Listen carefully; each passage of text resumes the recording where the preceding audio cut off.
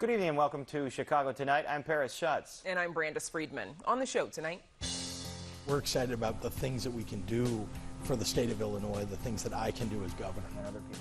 One-on-one with Governor Pritzker as he seeks another term in office. Both sides are committed to reaching an outcome. A bipartisan look at whether Congress can make a deal on President Biden's massive infrastructure packages. After a federal judge halts the DACA program on Friday, a legal battle is brewing over immigration rights.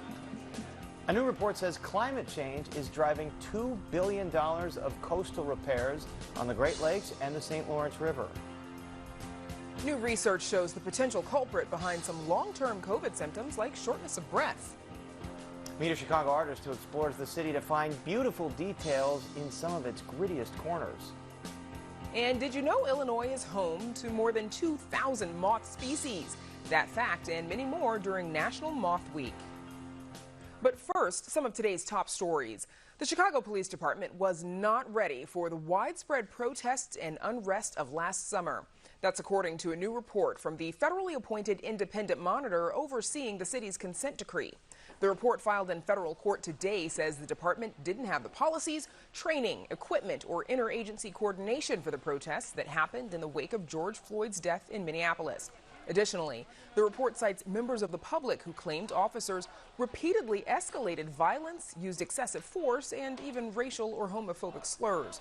The monitor makes several recommendations, which you can find on our website, along with the full report.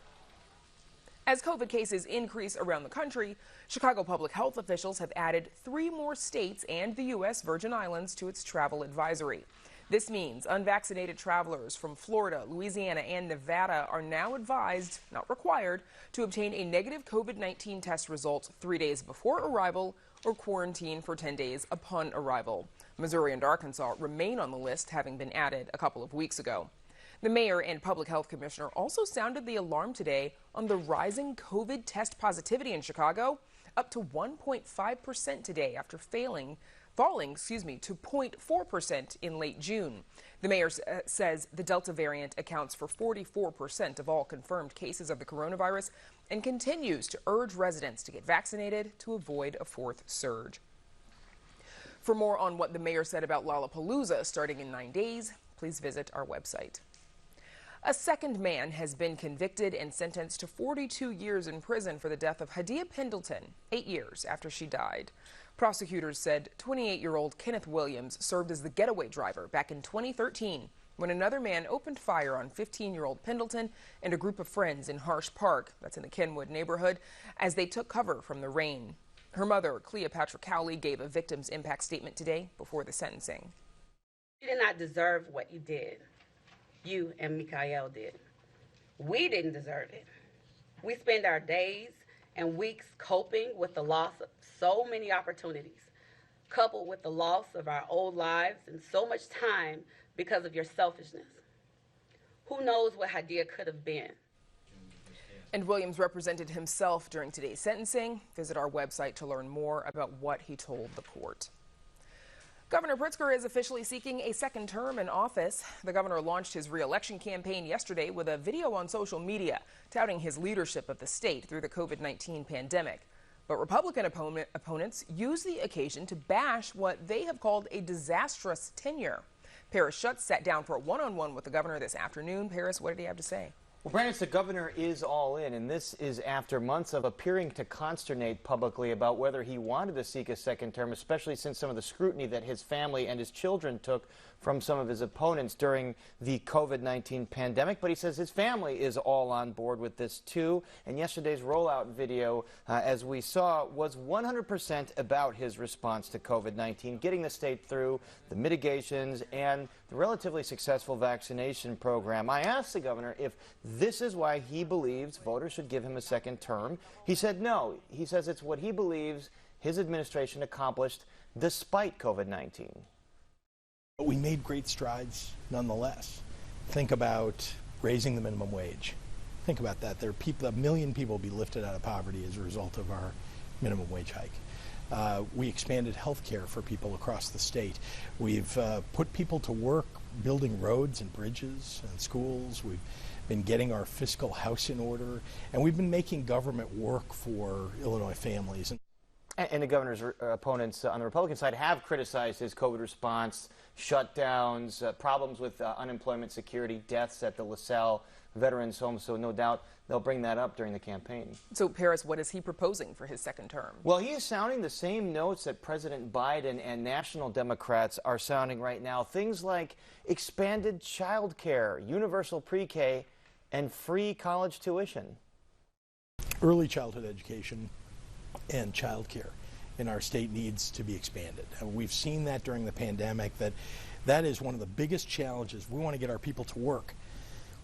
Back to work, right? We've got to make sure that we're providing child care for everyone. Expanding MAP grants, as I have steadily every single year, to make sure that we're doing the right thing for our young people and for their families to make sure they can afford it. But I think everybody that's certainly at the median income level and below in our state ought to be able to go to college for free. The question is how to pay for that, especially in a state that has a backlog of bills, although this administration has brought that backlog down. I asked Pritzker if he would again push for a graduated income tax. It failed last time at the ballot box because surely there would need to be more revenue to pay for these initiatives and the state's massive pension costs.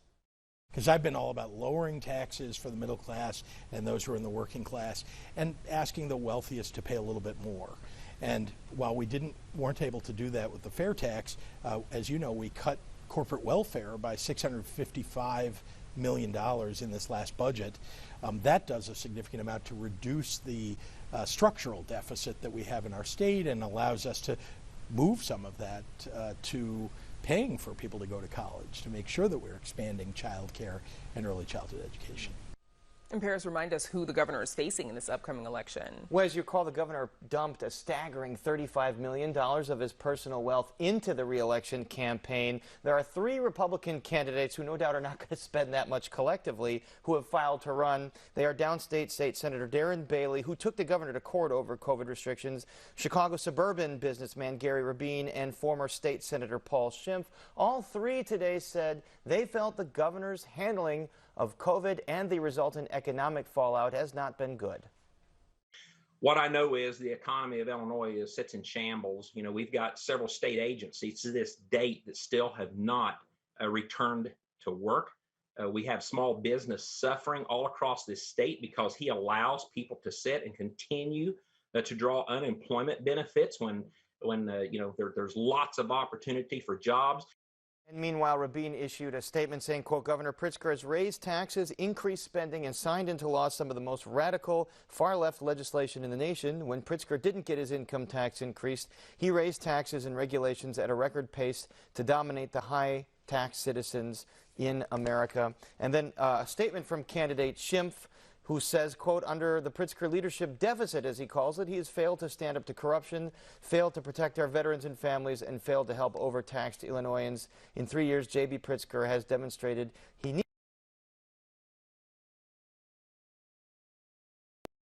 saying that he took decisive action when his critics did nothing.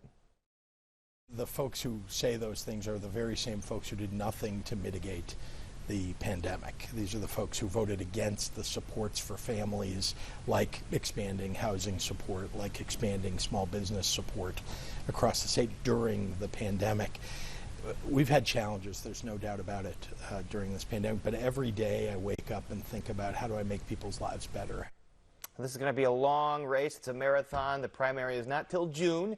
General election next November, so sit back and let it all happen. And we have the full interview with Governor Pritzker on our website. Okay, Paris, thanks so much. And of course, in just a minute, we'll see you again because you've got more with Illinois members of Congress on the infrastructure battle and more.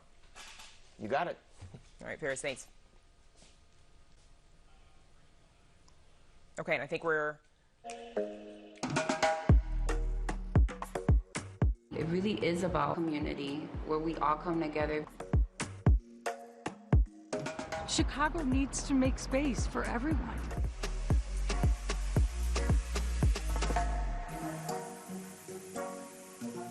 A busy week in Washington, D.C. with a scheduled vote on one of President Joe Biden's key agenda items, infrastructure. Take a look. we should be united in one thing: passage of the bipartisan infrastructure framework, which we shook hands on. And joining us to talk about that and much more are Congressman Darren LaHood, a Republican from Dunlap near Peoria, and Congressman Raja Krishnamurthy, a Democrat from Schaumburg. Welcome both of you back to Chicago tonight. Congressman Krishnamurthy, $1 billion infrastructure negotiations. The votes could begin in the Senate tomorrow. Republicans are saying, hold up, there are still sticking points. What are the sticking points at this point? Well, thank you so much. It's nice to be on with Congressman LaHood, who represents my hometown of Peoria. I think the sticking points probably boil down to what's going to be included in terms of the types of infrastructure, and then how do you pay for it? But I feel confident that there's a lot of momentum for getting this done, and I'm really looking forward to seeing the bipartisan package emerge. And quite frankly, my constituents are demanding such a package as well. Congressman LaHood, still unresolved, as Congressman Krishnamurthy said, is how to pay for this. About $579 billion in new spending. The two parties are differing on this. How should it be paid for? Well, listen, I give a lot of credit to the bipartisan group of senators that have been working on this with President Biden and his team. They've been going at it for 7 weeks now, and they've made a lot of progress. And by the way, it's great to be on with you and your viewers, and along with my friend, Congressman Krishnamurthy. We have to get infrastructure done. And listen, I think we're kind of in the red zone now. We're not in the end zone by any means, but there are important things on pay fors. How you're going to pay for this is a big part of that, and working out those details. But I remain optimistic. The negotiators have been making a lot of progress, and a $1 trillion bill that fixes up our roads and our bridges and our airports and our rail systems is something that is essential for our country. You don't have to drive far in Illinois to worry about your car getting a flat tire. We need to invest in infrastructure. And again, I want to see the process play out in the Senate. That's what they're doing. That's part of legislating. We may need a couple extra days to do that, but I'm hopeful and optimistic they can get it done. So both of you in favor of infrastructure spending, but where do you differ on how to pay for this? Congressman Krishnamurthy, what is the revenue source, or what are the revenue sources? Well, I think that, just one example, I believe that all corporations should pay taxes. I was a small business person. I paid the full 35% corporate income tax rate when it was at that level. I don't think that we should go back to 35% by any stretch. However, what I do think is that every corporation should pay something. There should be a minimum corporate tax rate. Unfortunately, 75 of the Fortune 500 companies don't pay a dime. And so that's one source. And then we also should work with our global partners to make sure that nobody's able to shift profits overseas and escape American tax laws in the process. But I'm sure there are other places as well. I think that the IRS should get resources to enforce tax fairness and our tax laws. Unfortunately, a lot of folks don't pay their taxes and are able to dodge. And I think that the IRS should have the resources to enforce the laws to make sure they don't get away with that. And as I understand, Republicans in the Senate have been opposed to those sources of revenue. Congressman LaHood, do you agree with those, or are there other sources you would prefer to see? Well, if you look at the framework for the bipartisan bill that's $1 trillion in the Senate, it doesn't significantly raise taxes. About half of it, about $450 billion, is leftover COVID money. That's a good thing. And then the remaining $550 to $600 billion is part of what the process that they're going through now. But it does not raise the business tax rate on working families and small businesses. Frankly, I think coming out of a pandemic, I don't think we should be looking at raising taxes. Let's get the economy back on track before we think about doing that. But, the original Biden plan looked at raising taxes on corporate gain or capital gains and making that retroactive, looking at changing stepped up basis, which would affect many of my family owned farmers. Remember, ag is the #1 industry in the state of Illinois. The changing of the 1031 like-kind exchange would have a significant effect on selling homes and selling commercial properties. So I think most Republicans believe we ought to take a pause. And again, I go back to the bipartisan bill that's negotiated in the Senate. There are some user fees on there, but I think if you use the airport, you ought to pay a fee. If you use the rail system, you ought to pay a fee. So the user fee type of mechanism that's in there, I think is a positive and a good one. So I think the Senate bill generally is on track in terms of raising the appropriate revenue and using the leftover COVID funds. All right, I want to move on to some of these federal voting rights bills. Congressman Krishnamurthy, they have passed the House these two bills, the John Lewis Voting Rights Act, and then the other voting rights bill that would be a counter to some of these state laws that are being considered or passed. Senator Durbin was on this show saying these two voting rights bills are not going to go anywhere in the Senate. Is that it then? I hope not. I'm an author of some of the provisions of what's called H.R. 1. It's also called S1. And I'm very concerned that some of these provisions, whether it boils down to ending voter suppression or getting dark money out of our election system, which, by the way, when I talk to Republicans and Democrats, a lot of them agree with me on, or encouraging student voting, which are the provisions that I've authored. I hope that we can get them through.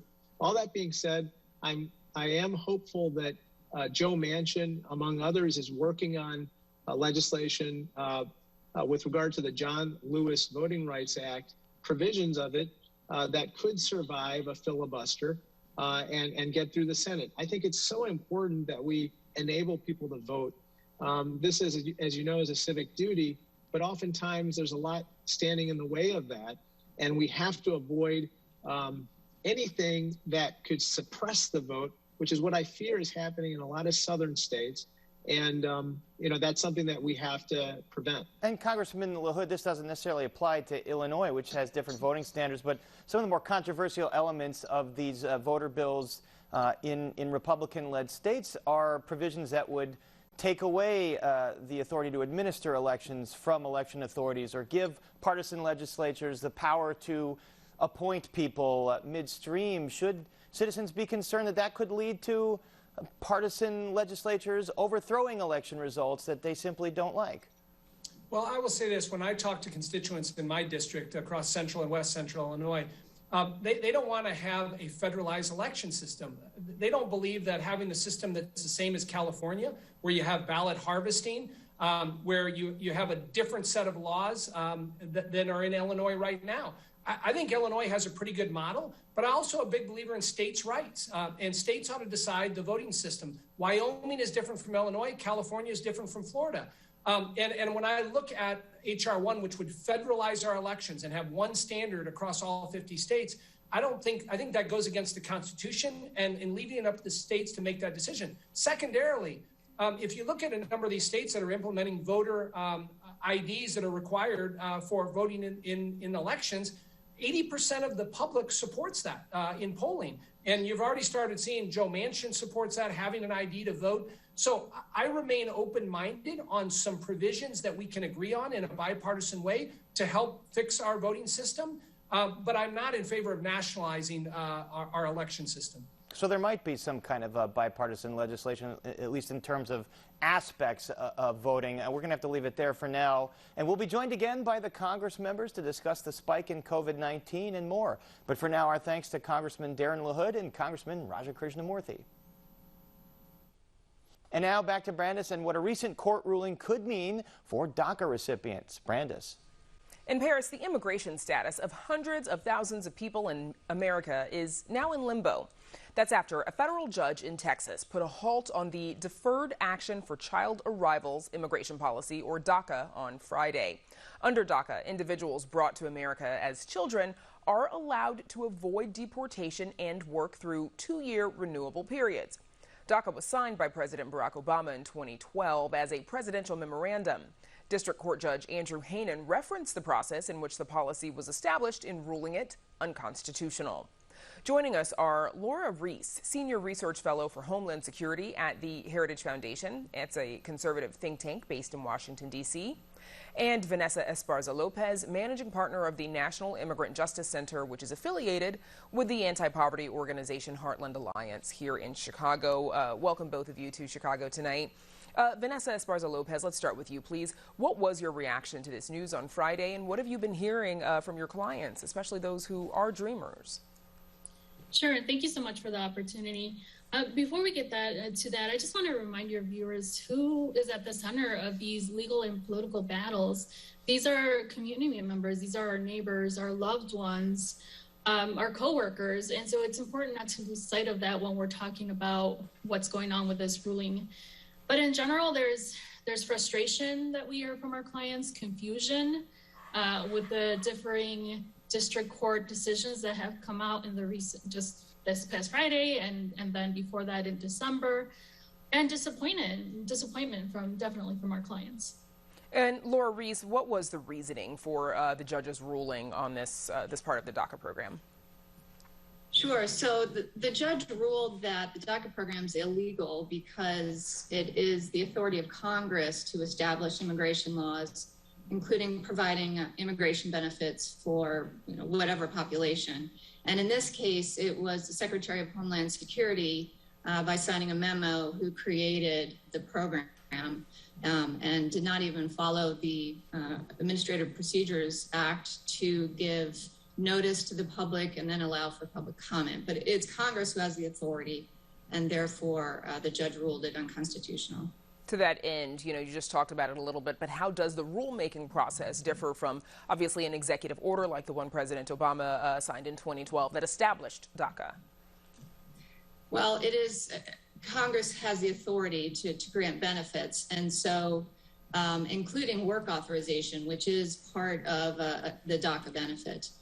So even if the administration files a rule to provide this benefit, it's Congress that has the authority. And Congress has considered such legislation many times over the years, but has failed to pass such a bill, which is why President Obama had Secretary Napolitano go ahead and stand up the program via memo.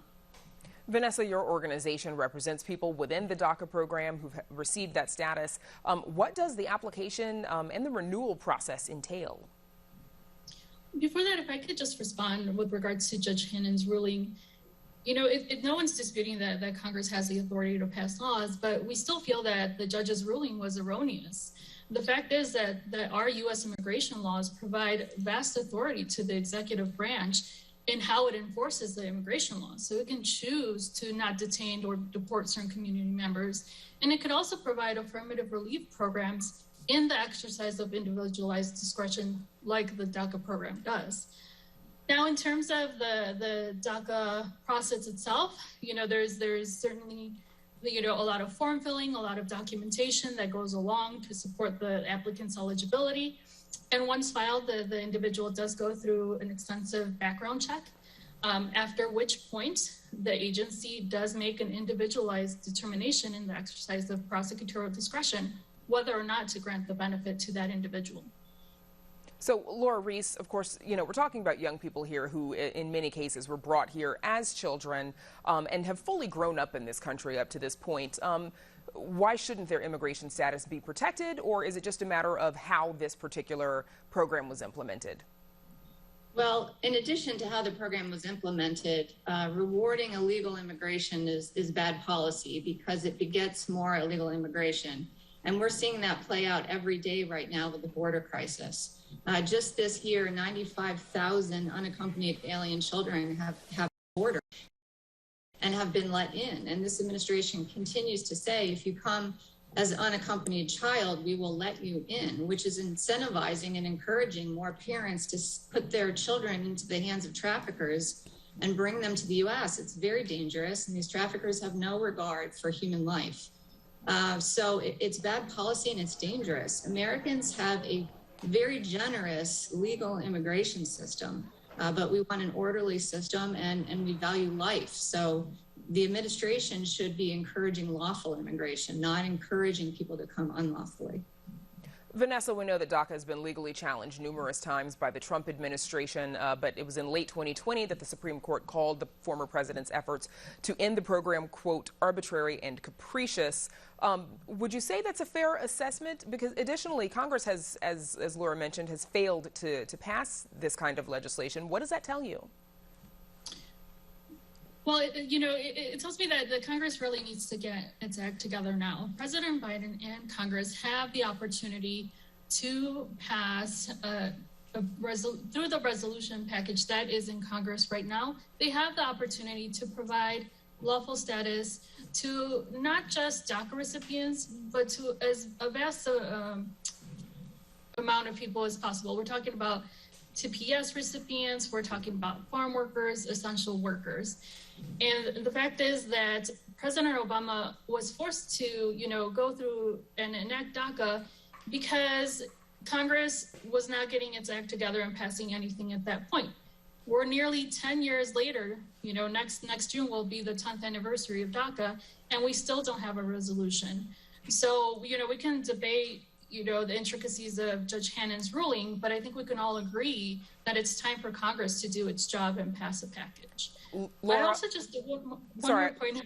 Well, sorry, we're almost out of time, and I wanted to get Laura in. Lastly, on that same point, what are your projections for DACA? Several members of Congress are talking about immigration reform as part of budget reconciliation. What do you see happening next in about 30 seconds? So immigration is not infrastructure, and the Democrats in Congress should not be trying to jam through a bill that they can't get 60 votes for using a budget reconciliation tactic because they only need 51 votes. The American people do not want more illegal immigration. They want a lawful system, and they want that respected. And no one wants that more than immigrants who have come themselves lawfully. Okay, we'll have to leave it there. My thanks to Vanessa Esparza-Lopez and Laura Reese for joining us. Thank you. Thank you. Up next, a local artist navigates the city to find gritty settings for his unusual paintings. Stay with us. Don't ever miss Chicago Tonight. Subscribe to our podcast. Get a daily download of our show delivered to your desktop or mobile device. Go to WTTW.com/Chicago Tonight podcast and subscribe. Much more ahead on the program, including new information on the impact COVID-19 has on the body. But first, the tradition of artists painting outdoors brings to mind pretty landscapes of lakes and gardens. We met a Chicago artist who paints on location and finds beauty in the grit of the city. Producer Mark Vitale has the details on an artist who is very detail-oriented. These are not the images of Chicago you'd see in a visitor's guide. Still, the odd corners the paintings depict are as much a part of the city as Navy Pier or the museum campus.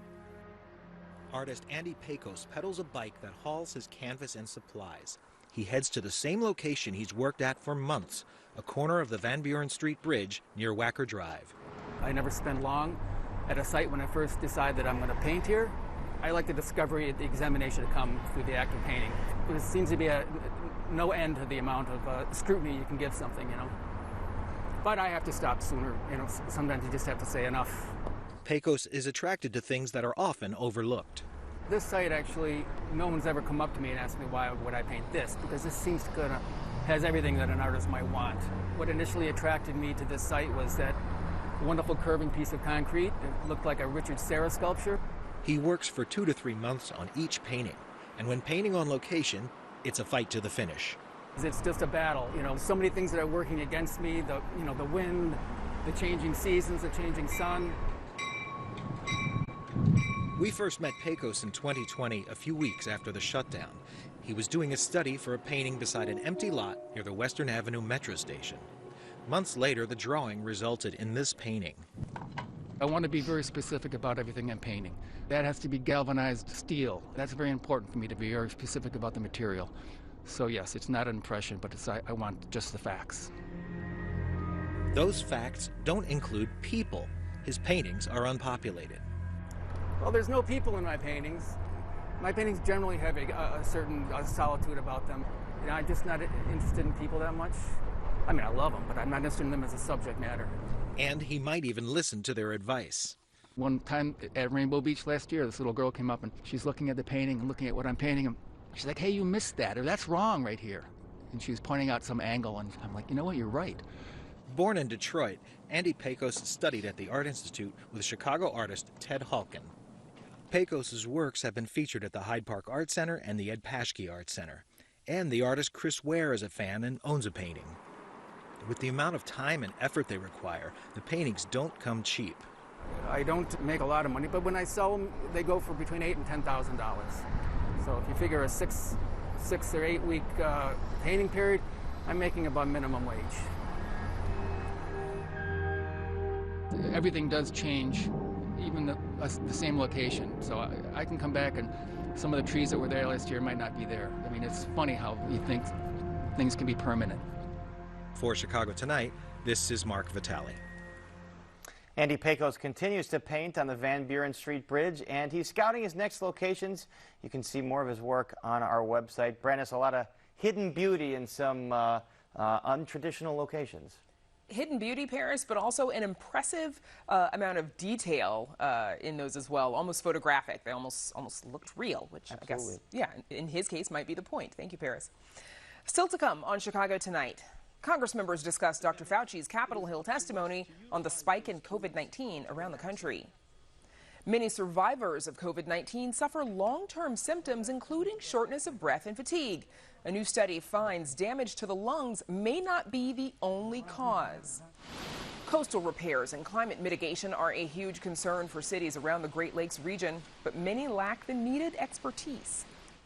And you might think of them as pests, but they're actually good for the environment. We share facts about moths during National Moth Week, of course. But first, some more of today's top stories. Students attending Catholic schools in Chicagoland will notice a return to almost pre-pandemic operations for the coming academic year. The Archdiocese says it plans to resume school masses, all extracurricular activities and field trips, as well as before and after care programs. Plus, it'll no longer require wellness checks and staggered drop-off and pickup schedules. The school district also says masks will not be required for fully vaccinated students, teachers, and staff, but guidance on masks for unvaccinated people will be released early next month. Officials advise family and staff that providing proof of vaccination will be extremely helpful for contact tracing in the event of an exposure. Governor Pritzker says the U.S. government owes Illinois and other states for the cost of sending thousands of National Guard members to secure the Capitol in the days and months after the January 6th insurrection. Pritzker called on the U.S. Senate to pass legislation that would make, quote, make the National Guard whole. Without such funds, his office says the Guard could face a reduction in exercises, weekend training, and potential furloughs, as well as jeopardizing monthly payments for drills and insurance. Hundreds of Guards members from Illinois joined the more than 25,000 who were deployed to D.C. And now back to Paris for more with members of Congress. Paris. Thanks, Brandis. Earlier we spoke with Congressman Darren LaHood and Raja Krishnamurthy about infrastructure, and they're back again to talk about the spike in COVID-19. Let's first start with what Dr. Anthony Fauci said on Capitol Hill today about the Delta variant sweeping the country. It has the capability of transmitting efficiently from human to human in an extraordinary manner, well beyond any of the other variants that we've experienced. And this particularly is a threat to the unvaccinated. Congressman LaHood, a lot of the areas that are lagging in vaccination tend to be rural in Illinois, downstate, the Metro East area. Does that mean that things like mask mandates should come back? Well, listen, I'll be the first one to admit that we got to do a better job with getting more vaccinations out there. There has been vaccine hesitation in many of the rural parts that I represent. And every time I get a chance to speak, I talk about the importance of getting the vaccine. I think most people have two choices. They either get COVID or they're going to get the vaccine. And we have to continue to do that. But I will say this. I don't think politicians ought to be the ones telling people to do that. You ought to listen to your medical professional that you're close with, your doctor, your nurses, people that you respect and that you value their opinion. And you value the science as it relates to the vaccine. So I continue to encourage people to get the vaccine, particularly in our rural parts. I also think we need to have a more robust public relations outreach in many of our rural areas. Finding people that can, whether it's farmers or a country western singer or somebody that can go in and talk about the vaccine, and in our urban areas too. I think a better PR campaign by the Biden administration, not having politicians tell you to do this, but people that they respect or value in their communities to do that, we need to do a better job. And certainly there's a lot of misinformation to combat. Congressman Krishnamurthy, the general wisdom here is that folks that want the vaccine have already gotten it, and folks that don't have it are the ones that don't want to get it. So how do you get more shots into arms? Well, I'm glad that my colleague, Congressman LaHood, agrees that people should get vaccinated. I think one thing that, quite frankly, folks should do is, 90 of my Republican colleagues have not revealed their vaccination status, believe it or not. I think that they should, be among those who basically say, look, this is safe. This is what we should make sure everyone gets done, and that helps. But I agree with Darren that we should have people that folks respect, whether they are country western musicians. I'd like to see that country western song, by the way, come out about encouraging people to get vaccinated. But we also need to see pastors. We need to see folks in the community encourage others to get vaccinated. And we have to get rid of the disinformation online about vaccinations. Furthermore, Paris, I've authored something called NOVID. It's legislation that's a play on words, no more COVID, to not only get people here vaccinated, but also get people abroad vaccinated. Poor people, especially in countries throughout the world, are not getting vaccinated, and therefore they're serving as a petri dish for the next types of variants beyond the Delta variant. We should not wait for the Epsilon variant to realize that COVID anywhere is a threat to everyone everywhere, and we got to get rid of COVID. And so the United States needs to lead the way. A lot of warning signs from public health officials. I want to move on to the select panel to look into what happened on January 6th. Congressman LaHood, your colleague downstate, Rodney Davis, is appointed this commission. What do you expect to see out of Republicans on this commission? Well, I think the committee will be well served by Congressman Davis. He's our ranking member on House Administration.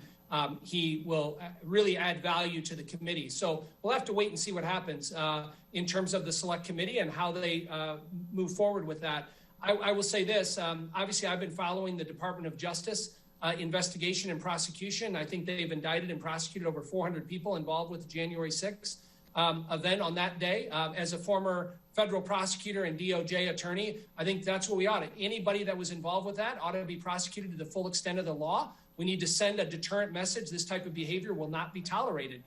We also have companion investigations in the Senate with the Senate Rules Committee, and then also in the House, and now this committee. So, I think there will be some duplication, but I hope, again, that we hold people accountable and we send a message that the rule of law will prevail. Congressman LaHood, the standard bearer for the GOP, former President Trump, who has repeated these false election claims of a stolen election, no doubt led to some of the anger here on January 6th. Do you believe the former president does have some culpability here or some responsibility for what happened? Well, listen, I think the individuals that are being prosecuted right now are the ones responsible. Those are the ones. We just had one sentence yesterday to federal prison time, and we're going to continue to see more and more prosecutions. Those are the individuals that stormed the Capitol and broke in, and those are the ones that need to be prosecuted to the full extent of the law. And again, I think there has to be punitive measures for those that were involved with the planning and the orchestrating it. And those, again, I leave it up to our federal law enforcement agencies, our federal prosecutors to do that. Congressman Raja Krishnamurthy, the House Minority Leader Kevin McCarthy has put Republican members, as we mentioned, Rodney Davis, also an ardent Trump supporter, Jim Jordan, on that panel. Do you expect Republicans in good faith to work with the other members of that panel to get to the bottom of the grand scope of what happened that day? I hope so. I'm a little concerned about Jim Jordan. I think that the most important thing is that they need to seek the truth, Paris. That's what the American people want. They want to know why this happened in the first place, who was involved, why the federal response under Donald Trump was so slow on the day in question, a very dark day. Why so few people have actually been prosecuted to the fullest extent of the law. And then finally, how do we prevent this from happening again? We need to answer all those questions, and that's what my constituents and I believe the American people want to answer. All right, we'll be following all these things, and our thanks to Congressman Darren LaHood and Raja Krishnamurthy. Thank you so much. Thank you so much. Thanks. And now to Brandis for a new study on COVID's impact on the body. Brandis. Paris, among the most common long-term problems for survivors of severe COVID-19 is a persistent shortness of breath and fatigue. You might think that's because of lung damage due to the coronavirus, and that certainly does occur. But a new study has found that damage to the diaphragm could also be a major cause of those long-term symptoms. Joining us now to talk about that study is Dr. Colin France, a physician scientist at the Shirley Ryan Ability Lab and an assistant professor at Northwestern University's Feinberg School of Medicine. Dr. France, thank you so much for joining us. So you've done a study on patients who have long-term effects from having been hospitalized with COVID-19. Some of their symptoms include shortness of breath and fatigue, as we mentioned, poor sleep, but also headaches, feeling lightheaded, and a tingling pain. Most folks might think that this is an issue with the lungs, but your study focuses on the diaphragm. What led you to focus on that, and remind us what the diaphragm does exactly? Right. Well, the diaphragm is the main breathing muscle. And when you breathe in, it contracts and it goes down, it pulls air into the chest. And the muscle itself can be weakened in a number of different situations, which I also take care of. But the reason we clued into it related to COVID was all the weakness we were seeing in other muscles after people who survived very severe COVID, went to the intensive care unit, ventilators, and this sort of thing, came to the rehabilitation hospital, like the Shirley Ryan Ability Lab, and they were weak all over. So it stood to reason that some of their breathing problems might be from the breathing muscle being weak itself. And what did your study find? So what we did, it's often hard to directly evaluate the muscle. And when someone's short of breath, we often think about heart, is the lung, is it something else? But using ultrasound, which, a lot of people get familiar with when they have children and for other tests, but it's a non-invasive imaging test we could do at the bedside. We were able to look at the thickness of the muscle and how well it was contracting. And what we found very often in COVID patients, the survivors of severe COVID, was very weakened, poor quality muscle that didn't contract well. So is this damage to the diaphragm, is this unique to COVID patients, or do other patients who've also had extended stays in the ICU, also been on a ventilator, have they had similar issues? Yeah, so this was a great question. We started to get this data, and that question came up almost immediately. And we know, because we know that people after being in the intensive care unit, after being on a ventilator, do get weak. But we thought that this weakness that the COVID survivors had was out of proportion to what we were used to at the rehabilitation level. And in fact, when we compared them to a group of people we tried to match for intensive care unit stays and came to rehab, we found that the COVID patients had more severe muscle weakness, poor contractility at a much higher rate than people who survived the ICU from other illnesses. So is this kind of damage, is it permanent, or is it something that can be remedied with medication or therapy? Yeah, if there's a silver lining to this observation, it's that although it's not in the published report yet, in our new set of data where we've been tracking people after they leave the rehab hospital, is that the vast majority of people are getting better. And we have seen that they do respond, this weakness does respond to rehabilitation and to training of the diaphragm muscle. What would you say are like the most effective ways to help patients recover? What does that training involve? Yeah, there's a couple aspects of it. The first part is, I think, I've used the analogy, if someone has a knee injury and then starts limping, and then as time goes on, that knee injury heals, they still continue to limp because they've learned a new way to walk. We've seen that take place with the diaphragm, where people start breathing with what's called the accessory muscles, other muscles other than the diaphragm that can move the chest. And then what we need to do is first start to train them to start breathing again with the diaphragm, which is as it starts to work again, they need to start recognizing they can activate it. And then as they go on, there's building back the muscle strength and endurance, which we do through targeted exercises that actually activate and add resistance, or kind of weightlifting for the diaphragm. Now, as the Delta variant spreads rapidly, we know very clearly that this pandemic is far from over, and there will presumably be more people recovering from sort of a long COVID symptoms. Are the insurance companies willing to cover the cost of this rehabilitation? Well, I think that there's always issues with access to care, even before COVID.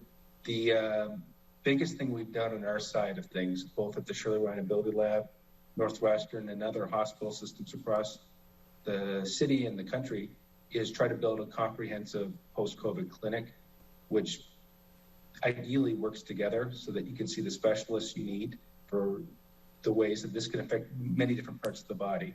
and then make it easier to navigate the system, because one of the hardest things is you've got a multitude of symptoms and you don't know where to even start getting help.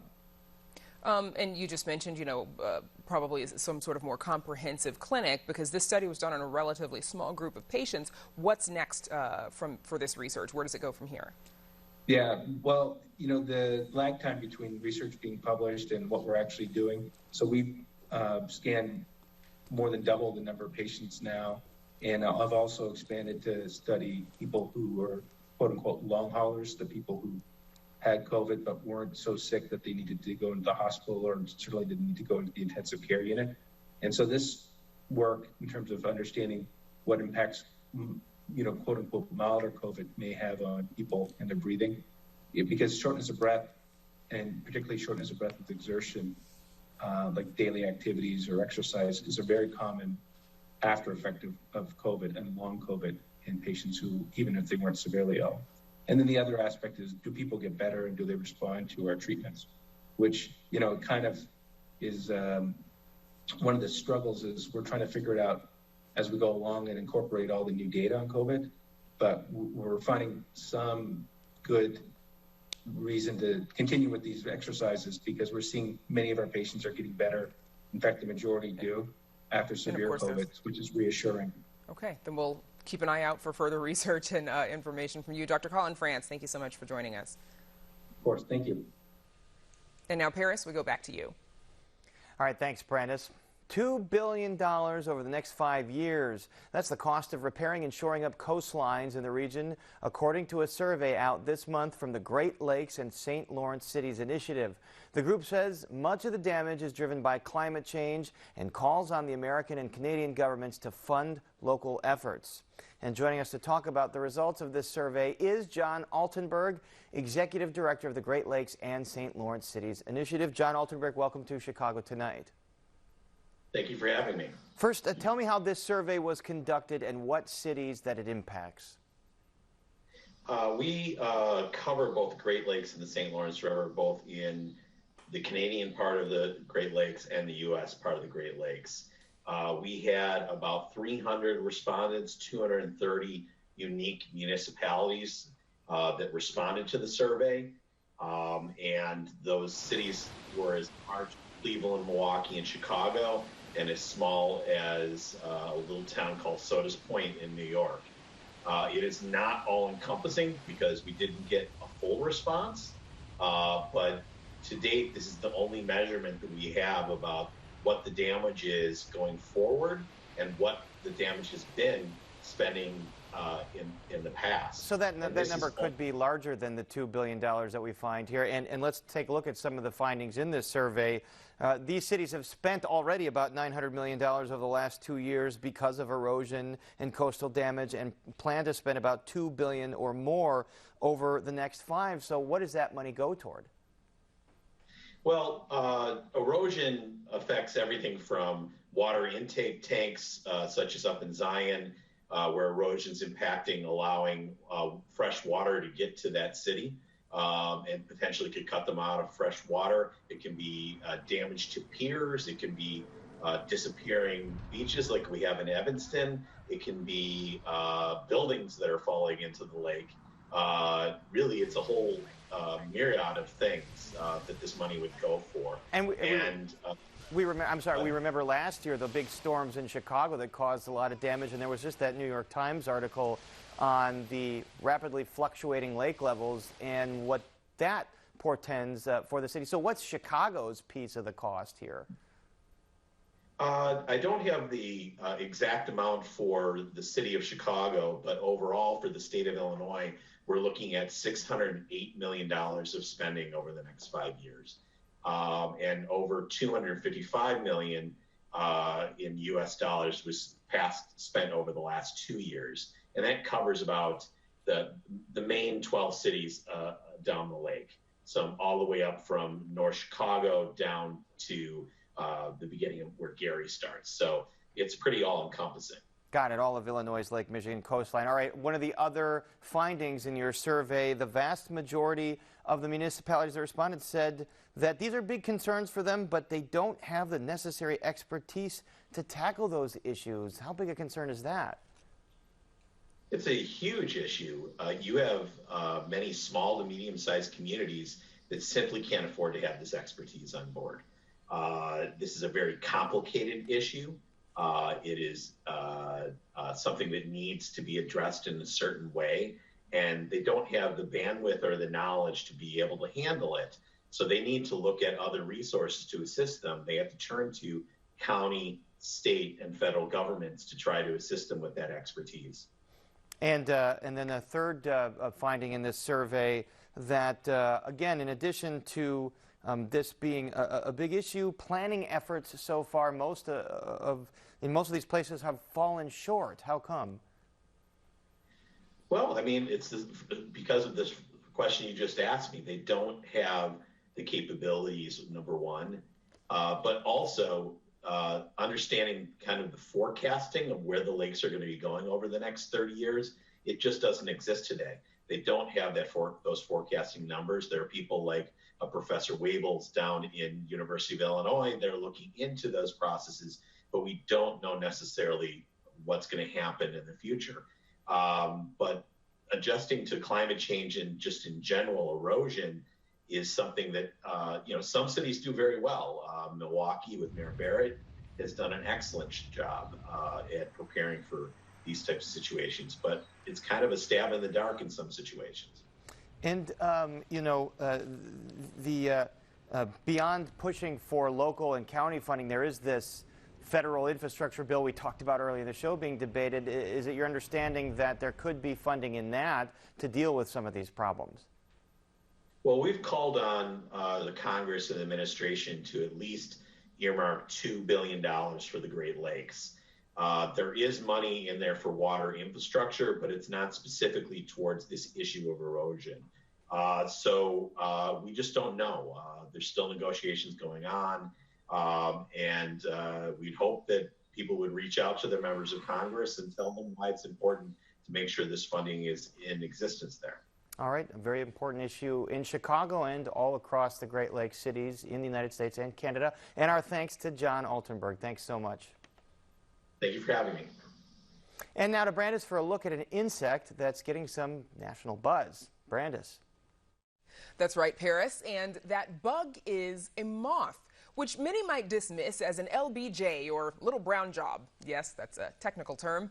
But ecologists around the country are saying it's time to pay attention, and there's no better time than during National Moth Week. WTTW News reporter Patty Wetley is super excited to be here with more. Now, so Patty, a lot of folks, maybe myself included, we usually pay attention to the moth's more glorious kin, the butterfly, but you've learned that moths are pretty special. What'd you learn? Yeah. Well, thanks to the experts at the Chicago Botanic Garden and the Nature Museum for schooling me on moths. They have such incredible diversity. There's, 10 times as many species of moths as there are butterflies, and they range from the size of gnats to some of the really large, foot-long wingspan. Some of them actually mimic the appearance of bees and wasps to avoid predators. I mean, they do so many incredible things, and there's such amazing diversity that a lot of us aren't aware of. Foot-long wingspan. So as we mentioned, it's National Moth Week, which runs through Sunday. Why have a week dedicated to the moth? Well, because moths are nocturnal, we don't tend to see them, and that diversity that I just talked about, a lot of us aren't really aware of it. And so this is to really raise their profile because they do so much for the ecosystem. They're, second really only to bees in terms of being effective pollinators. And they're a super vital source of food for birds. So it's like if there's no moth caterpillars, the birds have nothing to eat. And it's just really this cascading effect of how important they are to an ecosystem. Okay, super important. Patty Wetley, thanks as always with the fun nature news. My pleasure. Thanks. And you can read Patty's full story on our website, where you can learn more about why moths might be attracted to light. It is all at WTTW.com/news. And we're back to wrap things up, but first a look at the weather.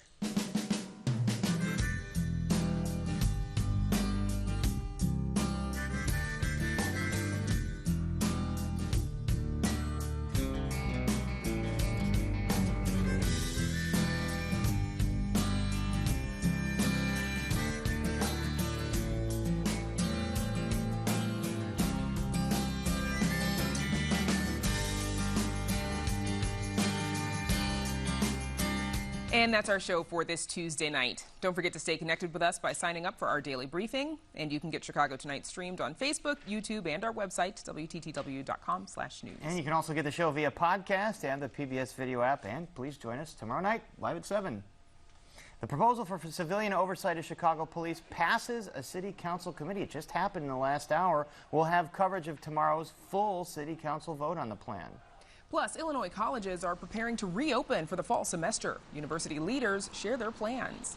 And a group of street vendors are now owners of their own shared kitchen on the west side. And now for all of us here at Chicago Tonight, I'm Paris Schutz. And I'm Brandis Friedman. Thank you for watching. Stay healthy and safe, and have a good night.